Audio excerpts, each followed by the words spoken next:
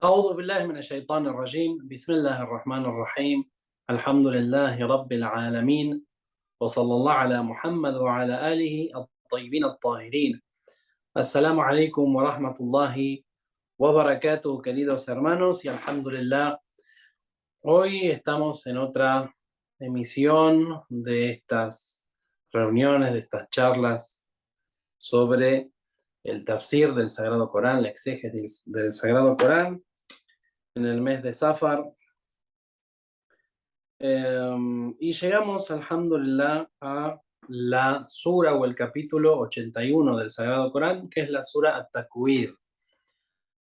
El arrollamiento, podemos decir. Y esta sura es una sura mecana que hoy comenzaremos de a poquito a ir desmenuzando, ¿no? Y a ir viendo. Es una sura que consta de 29 versículos, pero que tiene bastantes explicaciones sobre el día del juicio y cómo va a ser el Yawm al-Qiyamah. Tiene mucho contenido, por eso nos va a llevar un tiempo. Muy bien. Esta sura, como dijimos, es una sura mequinense. Como vienen estas primeras suras de esta parte última, la parte número 30 del Sagrado Corán, o Yuzu Amma, viene de esta forma hablando de los sucesos del día del juicio, sucesos que son abrumadores para el ser humano, sucesos que realmente al ser humano lo conmueven. Incluso se dice que el profeta, a través de la revelación de esta sura y otras que hablan también de forma similar, quedó con el pelo blanco, la barba blanca, ¿no? Por el impacto que tiene este capítulo en el Sagrado Corán. Y bueno, vamos a ir viendo. En primer lugar, como dijimos, y se deduce que es una sura mequinense por cómo viene, sobre todo al principio, hablando del Yawm al-Qiyamah, del día del juicio, como también hace alusión a las acusaciones que hacían en la Meca contra el profeta, por ejemplo, cuando decían que el profeta era loco. Eh, Todas estas acusaciones, digamos, o estas palabras feas que cargaban sobre el profeta, las recibía generalmente en la Meca y al principio de la revelación. Entonces, por eso también se deduce que es una sura mecana. También en los primeros versículos vamos a notar que va a hablar del día del juicio, como hemos dicho, como hemos mencionado, y los sucesos que se van a ir dando cuando sea el fin del mundo, tal y como lo conocemos. Y luego se habla del creador y la grandeza del creador, revelador del Sagrado Corán, del mismo libro, de esta grandeza que tienen las páginas del Sagrado Corán, y lo mismo el efecto que surge en los seres humanos, la revelación del Sagrado Corán. Entonces podemos notar que es una sura, un capítulo muy bendito, que además al hombre lo, podemos decir, lo zamarrea, es decir, lo fuertemente, lo hace entrar en razón de que no todo es esta vida mundanal, sino que hay una vida que nos espera por delante y hay sucesos que nos esperan a todos los seres humanos y que el ser humano debe prepararse para que esos sucesos sean lo mejor posible y lo más fáciles de pasar. Esto es más o menos como cuando a una persona se le advierte, ¿no? Con los carteles en una autopista, en una autovía, en una ruta, de los peligros que puede haber, de que debe, por ejemplo, bajar la velocidad, de que debe ceder el paso, de que no debe adelantar a otros automóviles y ponen imágenes de choques, ¿no? Imágenes de lo que puede suceder. Entonces la persona recibe ese impacto, digamos, visual y entonces va corrigiendo su marcha y manejando mejor. De la misma forma, Allah subhanahu wa ta'ala, con esta muestra de lo que va a ser el día del juicio, de lo que va a ser el fin del mundo, de cómo la tierra se va a destruir, nos está llamando la atención, podemos decir, y ese llamamiento que se hace, le hace al ser humano es un llamamiento de conciencia para que el ser humano, inshallah, pueda comprender realmente su lugar en la creación. Sobre el mérito de la lectura de esta sura, el profeta del Islam, alayhi salatu wassalamu ala alihi, dijo que quien recite esta sura, Dios no lo va a avergonzar al momento de entregarle su registro de los actos, es decir, sus obras. También hay un hadiz que dice que quien recite esta sura verá el día del juicio final. Y en otro modo también hay otro hadiz, otra narración que dice que quien recite esta sura, perdón, al infitar que ya hemos visto, y al inshiqaq, dice que va a haber el día del juicio final en esta vida. ¿Pero qué significa esto? Significa que tanto al inshiqaq como al infitar, como al takwir, son capítulos del Sagrado Corán que verdaderamente le muestran al hombre cómo va a ser el final de los tiempos, el final del mundo y el día del juicio final. Uno guiándose por las aleyas que son tan reveladoras y que muestran de una manera tan fuerte todos esos sucesos, uno es como si lo pudiera estar viendo, imaginando, y entonces también puede tomar mejor conciencia de lo que va a hacer con su vida. Y bueno, aquí como mencionaba más antes, le preguntaron al profeta por qué envejeció tan rápidamente. Ustedes saben que lo mismo sucedió con Moisés. Cuando se retiró 40 días junto a su Señor, él apareció con los pelos y la barba blanca. Y con el profeta pasó algo similar. La misma revelación del Sagrado Corán, los mismos mensajes fuertes, el peso que tiene la profecía y el peso que tiene el mensaje divino, también lo hicieron envejecer más rápido. Entonces, él respondió que él había envejecido prematuramente por la revelación de esta sura, Surat At-Takwir, Surat An-Naba, que ya veremos, inshallah, más adelante, no hemos visto todavía el Tafsir, el Mursalat y Al-Waqi'a y la sura del profeta Hud.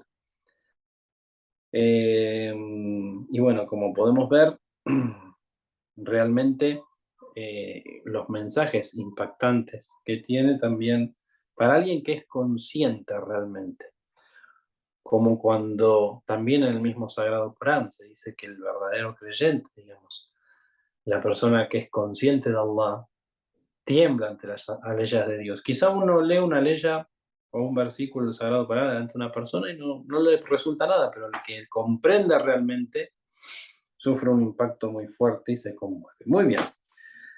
Entonces, este capítulo comienza de esta manera, como lo tenemos en pantalla, Bismillah ar-Rahman ar-Rahim, y dice, Ida shamsu kuwirat, cuando el sol sea enrollado. En otra parte del Corán también se habla de este enrollamiento del sol, del día y de la noche. Nos menciona algo parecido. Kuwirat viene de takwir, que justamente es el nombre de la sura en cuestión, y significa justamente esto, es enrollar. Y algunas veces definen este término como también oscurecer, oscurecerse, o podemos decir como también el día se oscurece cuando desaparece la luz solar. Y como lo viene mencionando aquí, entonces se hace evidencia de que se está refiriendo a que el sol se apague, en este caso. Entonces, imaginémonos, bueno, por ejemplo, dicen para que se apague el sol, algunos científicos dicen faltan millones de años todavía. Pero todo puede suceder como y cuando Dios quiera, no es necesario que pasen millones de años. También no sabemos cuándo vendrá el Yawm al-Qiyamah, cuánto le falta a la humanidad por vivir. Lo hemos explicado muchas veces, hay algo que llama el final de los tiempos, de estos tiempos, después viene, según algunas interpretaciones, viene la época del Raya. Otros no, otros sostienen que, bueno, una vez que venga el imam de la época, el imam al-Mahdi, Allah Ta'ala Faraja o Sharif, al poco tiempo, algunos hablan de 40 años, otros 300 años, bueno, viene el día del juicio, el Yawm al-Qiyamah, y se destruye el mundo. La cuestión es que acá nos está haciendo saber que el sol puede oscurecerse, puede apagarse, que el sol también es algo que va a perecer y que por supuesto cuando eso suceda va a desaparecer también la vida en la tierra y por esa cuestión, esa oscuridad del sol, el ser humano no va a poder, obviamente, ni ningún otro ser con vida, vivir. Se extinguirá la vida.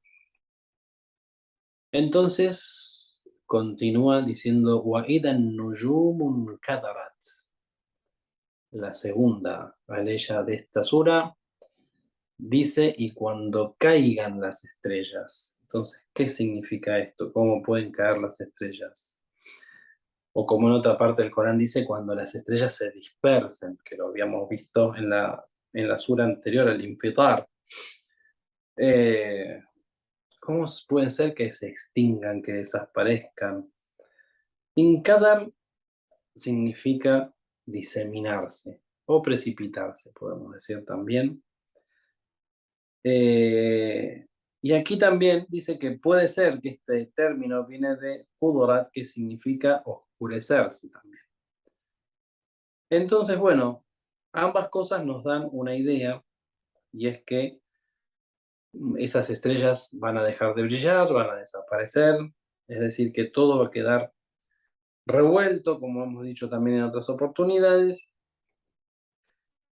y que también puede ser las estrellas se vean como más diseminadas, es decir, todo el firmamento, ¿no? Como dado vuelta, como desaparecido, y eso es lo que el Corán nos quiere mostrar en estas primeras aleyas. وَإِذَا الْجِبَالُ سُيِّرَتْ. Entonces, cuando las montañas se desmoronen. Una de las formas de adoración a Allah subhanahu wa ta'ala es mirar las montañas, mirar los mares, la gran creación de Allah. El ser humano realmente cuando mira una montaña puede comprender la grandeza de Allah de una forma especial, lo mismo que cuando mira el mar. De todas las cosas que tenemos en el mundo son quizás las más impactantes. Quien ha podido estar en lugares, zonas montañosas, ¿no? Hay una comunicación directa con Dios, es decir, uno comprende realmente el poder de Allah. Y ni que hablar cuando se conoce realmente cómo es la montaña y lo que por debajo de ella encierra como secreto, digamos. Entonces, al ver esas montañas, que de esta forma el Sagrado Corán nos habla de que van a desaparecer, que se van a desmoronar, que van a hacerse lisas, digamos, también, digamos, de ahí montaña va a quedar todo pulverizado. Entonces realmente uno comprende lo que es la fuerza de ese día.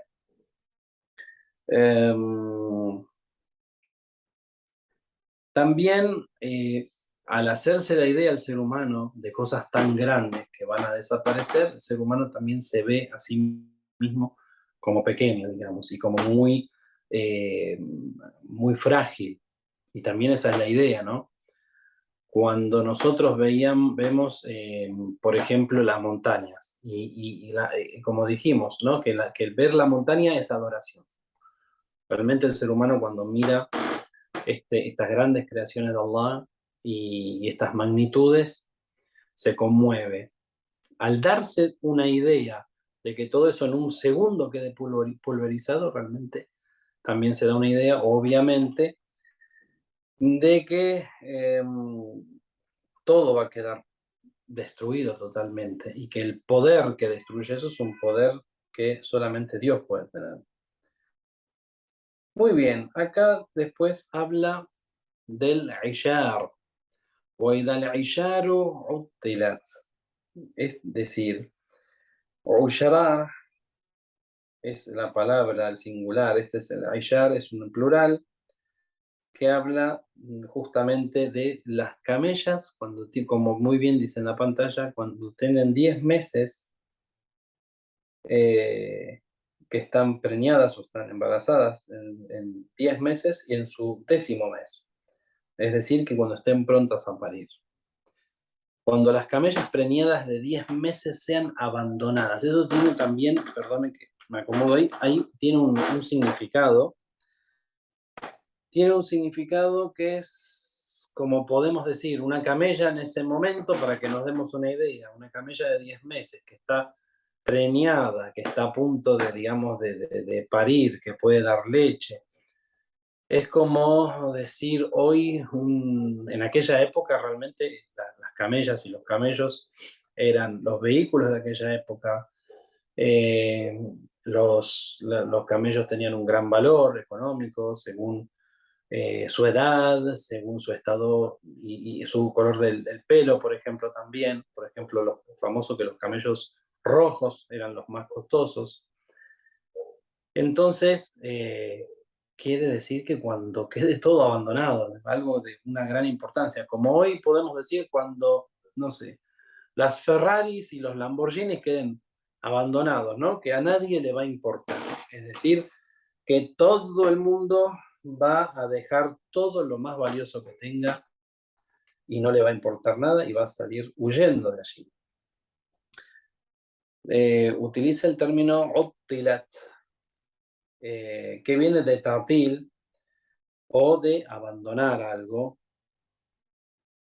o tatil también se refiere, por ejemplo, a cuando algo, bueno, queda cerrado, por ejemplo, o, o cuando se toma como una vacación, ¿no? También se utiliza un término similar. Entonces, esto lo que quiere decir es que va a quedar allí, como dice, abandonada. Eh, Hay otra palabra también en español como clausurada, digamos. Nadie va a estar pendiente por más valor que tenga de eh, de una camella de semejante valor. Entonces nos da esta idea de que el ser humano, cuando esté en ese momento, va a ver que las grandes creaciones de Allah que van a quedar totalmente destruidas, que aquellas cosas que al ser humano le da valor también no van a tener ningún valor para el ser humano en ese momento, que todo lo que conocemos por mundo va a desaparecer y que va a desaparecer delante de nuestras propias vistas. Eso es lo más importante, que el ser humano va a vivir una suerte de destrucción absoluta y que la va a poder ver, la va a experimentar, va a ser totalmente traumático, y que en realidad cuando el ser humano está casado con este mundo y cuando el ser humano es esclavo de este mundo, todo lo que hay en el mundo, absolutamente todo aquello que por lo que el hombre a veces pierde su, su oportunidad de ganar el paraíso, va a quedar todo pata para arriba y no le va a importar al ser humano, en absoluto, solamente va a querer salvarse. Eh, si nosotros eso lo comparamos, ese Yawmul Qiyamah tremendo, lo comparamos con nuestro día a día, también sucede que mientras el hombre, el ser humano, ejerce todo tipo de sacrificios y todo tipo, digamos, de esfuerzos por mantener una posición, una casa, un lugar, un poder. Entonces, bueno, llegó el momento de las no sé si lo escuchan. Entonces, de la misma forma, el hombre cuando esté en ese momento tan terrible, se va a olvidar absolutamente de todo eso. O sea, no le va a dar ningún tipo de importancia, solamente va a tener importancia salvarse y no lo va a lograr porque, bueno, en ese momento todo va a perecer. Muy bien, entonces nos da una idea también. Continuamos con otra ley que dice وَإِذَا الْوُحُوشُ حُشِّرَتْ. Entonces, cuando las fieras sean agrupadas o sean acorraladas. Entonces, de la misma forma, nosotros vemos que los animales también van a vivir este momento y los animales mismos van de alguna forma en grupo a tratar de buscar el refugio. Es decir, que por el temor van a huir y, y van a también ver una escena aterradora que ellos mismos también los van a asustar y que el ser humano también lo va a poder ver. Entonces, fíjense que si el animal que obra por instinto al ver todos esos peligros va a tratar de alguna forma de salvarse y como dice aquí, van a ir todos hacia un punto, digamos, como cuando los ponen a los animales en un corral, ¿no? Que van todos en manadas para un lado, entonces, ¿qué queda para el ser humano? Que puede utilizar su intelecto y comprender lo que está pasando. Esa es la idea de citar esta ley y de citar a los animales en esta parte. Dicen que hay otros intérpretes que dicen que esta congregación de los animales se debe a la responsabilidad que tienen los animales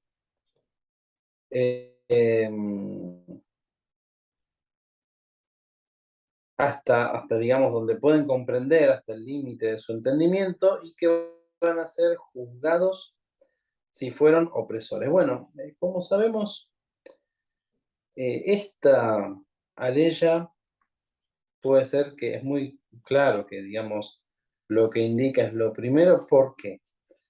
Porque como sabemos, los seres humanos obran por su libre albedrío y por su intelecto, pero los animales no. Por lo tanto, los animales, digamos, no. Es muy extraño esta interpretación de que van a ser juzgados.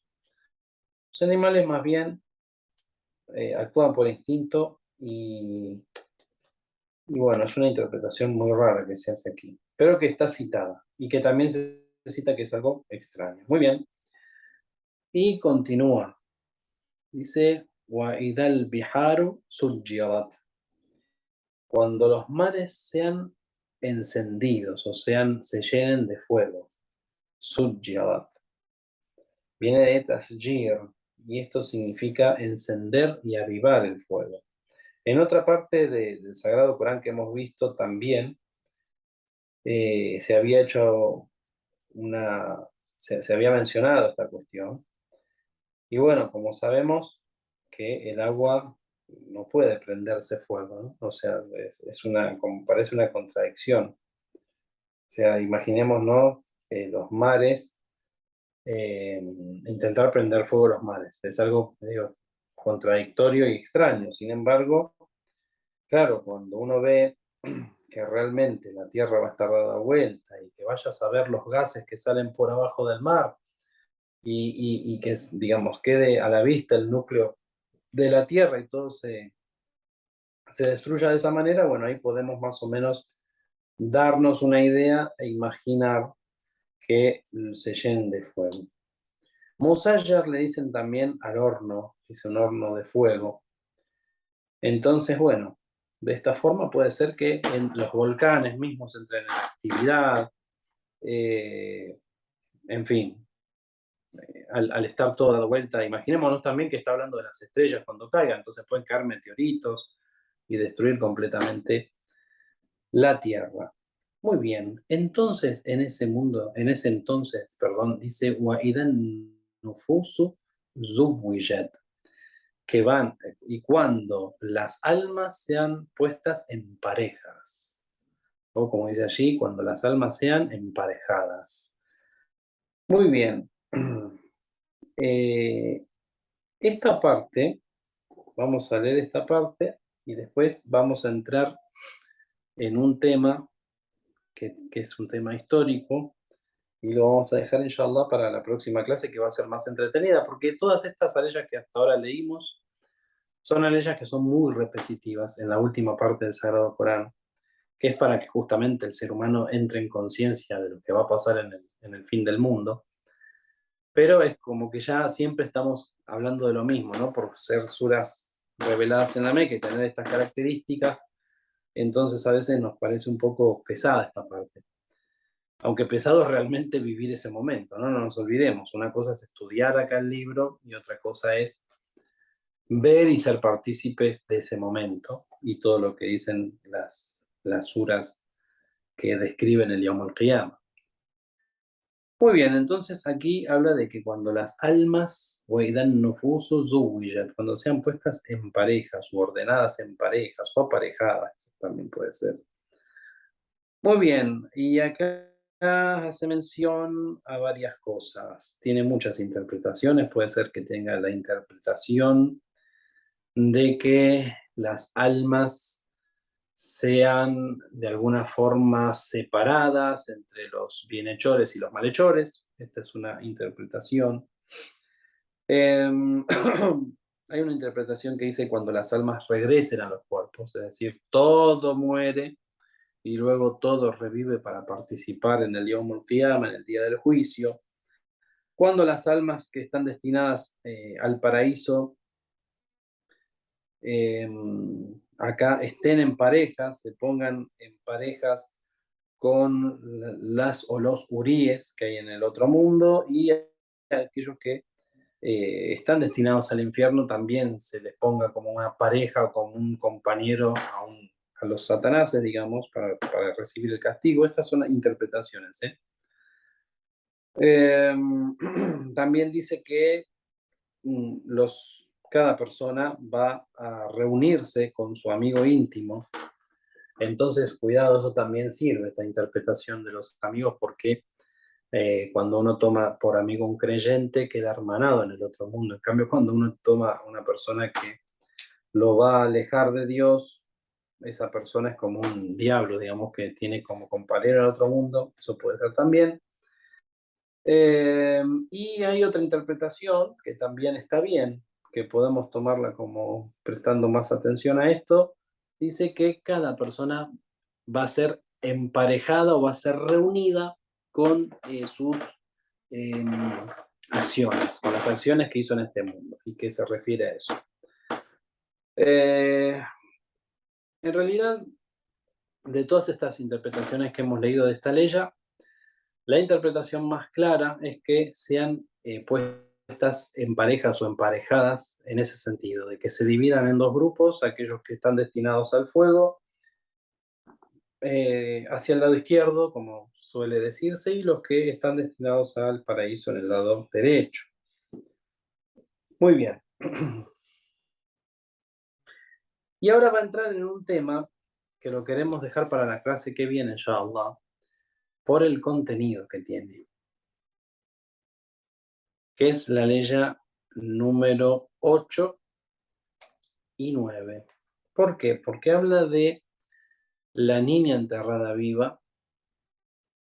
Dice, Su'ilat, preguntará, بِأَيِّ ذَنْبٍ قُتِلَتْ, preguntará por qué delito fue asesinada, fue matada.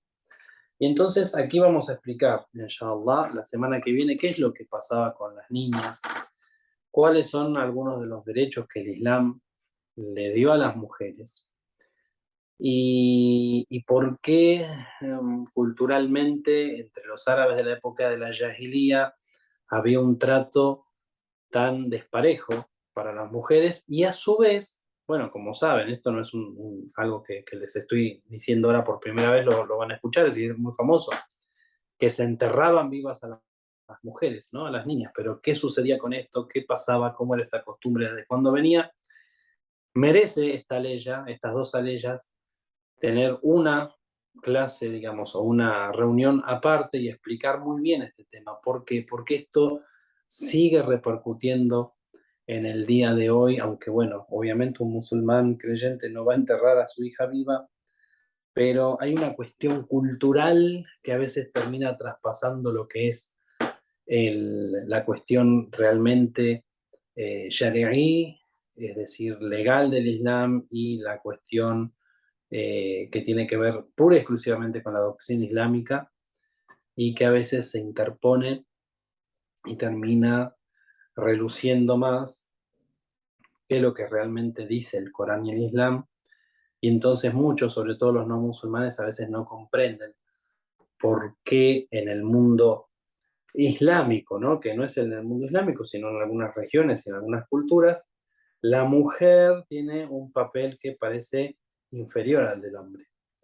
Y esto viene de la época de la Jahiliya. Realmente es una cuestión que vino arrastrándose hasta el día de hoy. Entonces me parece que hay que dedicarle todo un capítulo completo, es decir, una clase completa, porque bueno, estamos entrando, está tocando en esta sura un tema principal, un tema que hasta ahora no se había tocado, y que es un poco como salir de estas explicaciones, de estas palabras que están describiendo el día del juicio, y podemos entrar en un tema de mucha más actualidad, a pesar de que es un tema histórico que tiene que ver con la época de la ignorancia, es decir, la época anterior al Islam, y que el Islam viene a eh, guiar a la gente, tanto en aquella época como en estas épocas. Por lo tanto, vamos, inshallah, la próxima clase a hablar específicamente de este tema en particular, si Dios quiere. Vamos a dejar esta clase aquí, vamos a llegar hasta acá. Obviamente, cuando, como dijimos, cuando vemos estas suras, estos capítulos de la última parte del Sagrado Corán, hay un contenido muy repetitivo, pero ese contenido repetitivo se da porque también han sido reveladas en una parte de la época, de la historia del Islam, en donde el ser humano todavía estaba recién comprendiendo algunas cuestiones doctrinales, y donde había culturalmente, justamente, tanto apego a, a creencias que eran totalmente alejadas de lo que es la realidad, de lo que es el programa de Dios, que era necesario que el ser humano comprenda que había un día del juicio, que Dios era uno solo, que Dios era creador, que Dios hacía maravillas con su creación. O sea, el ser humano tenía que abrirse un poco y comprender más el universo, mirar más hacia las estrellas, mirar más hacia los horizontes, que lo que podía llegar a ver en el desierto de Arabia en aquellas épocas. Entonces Allah subhanahu wa ta'ala lo fue guiando a los seres humanos de esta forma, y de una forma muy repetitiva. Después, bueno, empieza toda la etapa de la vida del profeta en Medina, y de la formación de un gobierno, y hay ya otras leyes, y ya se cuentan otras historias. Digamos, el Corán también, según la época y el momento donde fue revelado, en sus 23 años de revelación, tiene estas particularidades, ¿no? Entonces, por eso a veces estas primeras partes de las últimas suras o capítulos se hace un poco pesado, porque termina siendo repetitivo para nosotros. Pero no está mal que así lo sea, porque también es una forma de que veamos la importancia que tiene esa muestra de esa imagen constantemente de lo que es el Yawm al-Qiyamah y de lo que es el poder de Allah subhanahu wa ta'ala. Bueno, walhamdulillahi rabbil alamin, inshallah nos vemos en la próxima clase, si Dios quiere.